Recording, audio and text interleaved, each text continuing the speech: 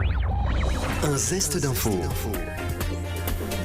Focus littérature dans un zeste d'info avec Charlotte Brich, notre journaliste stagiaire de l'ISCPA, l'Institut supérieur des médias de Paris. On s'intéresse à la romance fantastique. En effet, Romain, magnifique, brillant, acéré, dans le miroir je ne voyais que mes crocs.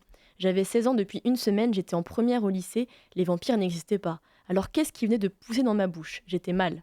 Thomas, Alix, Layla, Maxime, des lycéens comme tous les autres à un détail près, cette soudaine envie de boire du sang. C'est ce que nous raconte Sophie Delanclos, auteure du livre Au secours d'où viennent ces crocs, édité Rebelle Édition, pour qui écrire un ouvrage sur les vampires sonnait un peu comme une évidence. Écoutez.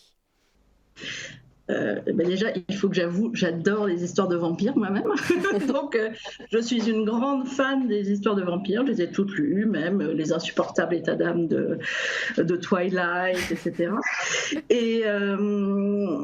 Et puis, j'avais envie d'écrire un livre pour les jeunes, parce qu'il se trouve que j'ai des jeunes à la maison, des enfants. Donc, j'avais envie d'écrire un livre pour eux. Et j'en avais un peu marre, en fait, du cliché permanent.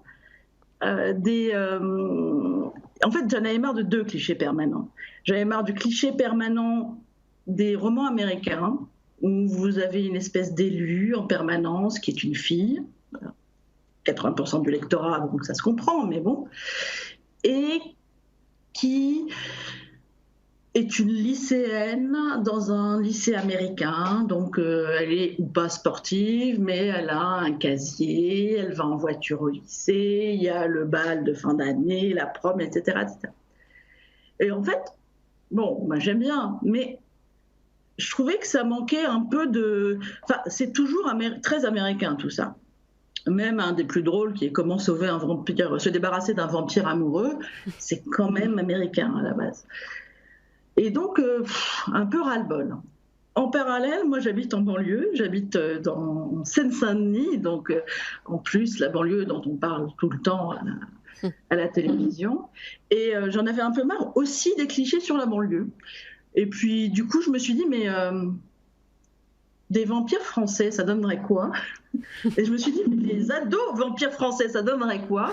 Et là, j'ai commencé à me marrer en me disant, voilà, si un ado demain se levait à Aulnay et puis se découvrait des crocs, qu'est-ce qui se passerait ? Il n'y a pas de bal de fin d'année, il n'y a pas de promo. Merci Charlotte Brich. À découvrir Au secours d'où viennent ces crocs de Sophie Delanclos aux éditions Rebelle. Vous pouvez retrouver l'intégralité de cette chronique en podcast sur notre site et notre application Radio Sensation.